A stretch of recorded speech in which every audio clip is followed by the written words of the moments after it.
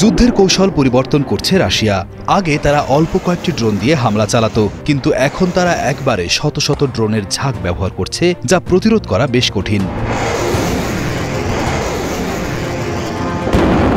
Russia মূলত ইরানের তৈরি শাহেদ 136 ড্রোন ব্যবহার করে। এগুলোকে কামিকাজে বা আত্মঘাতী ড্রোনও বলা হয়। এগুলো আকারে ছোট, তুলনামূলকভাবে সস্তা এবং একসঙ্গে অনেকগুলো পাঠানো হয়। এর উদ্দেশ্য হল ইউক্রেনের এয়ার ডিফেন্স বা আকাশ প্রতিরক্ষা ব্যবস্থাকে ব্যস্ত রাখা এবং দুর্বল করে দেওয়া, যাতে এরপর দামি ক্রুজ মিসাইলগুলো সহজে লক্ষ্যবস্তুতে আঘাত হানতে পারে। তবে গত 20 সেপ্টেম্বর শনিবার ইউক্রেনের বিমান বাহিনী একটি ভিডিও প্রকাশ করেছে, যেখানে দেখা যায় তাদের F-16 যুদ্ধ বিমান ও ভ্রাম্যমাণ প্রতিরক্ষা ইউনিটগুলো আকাশ থেকে রাশিয়ার ড্রোন ভূপাতিত করছে। ইউক্রেনের প্রেসিডেন্ট ভ্লাদিমির জেলেনস্কি জানান, রাশিয়া গতরাতে একটি বড় ধরনের ড্রোন ও ক্ষেপণাস্ত্র হামলা চালিয়েছে।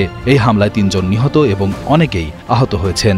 দেশের বিভিন্ন গুরুত্বপূর্ণ স্থাপনা ও আবাসিক ভবনেও ব্যাপক ক্ষতি হয়েছে। প্রেসিডেন্ট জেলেনস্কি টেলিগ্রাম অ্যাপে এক বিবৃতিতে বলেন, রাশিয়া প্রায় 580টি ড্রোন এবং 44টি ক্ষেপণাস্ত্র ব্যবহার করে এই হামলাগুলো চালায়। এগুলোর লক্ষ্য ছিল বিভিন্ন গুরুত্বপূর্ণ স্থাপনা, বেসামরিক উৎপাদন কেন্দ্র এবং সাধারণ মানুষের বসবাসের এলাকা। তবে ইউক্রেনের বিমান বাহিনী জানিয়েছে তারা অত্যন্ত সফলতার সাথে এই হামলা প্রতিরোধ করেছে। তাদের দেওয়া তথ্য অনুযায়ী রাশিয়ার পাঠানো 552টি ড্রোন এবং 31টি ক্ষেপণাস্ত্র মাঝ আকাশেই ধ্বংস করে দেওয়া হয়েছে। এটি তাদের শক্তিশালী আকাশ প্রতিরক্ষা ব্যবস্থার একটি বড় সাফল্য হিসেবে দেখা হচ্ছে। ইউক্রেনও রাশিয়ার ভূখণ্ডের গভীরে ড্রোন হামলা চালিয়ে থাকে। তাদের লক্ষ্য থাকে রাশিয়ার তেল শোধনাগার এবং জ্বালানি সংরক্ষণ কেন্দ্রগুলো।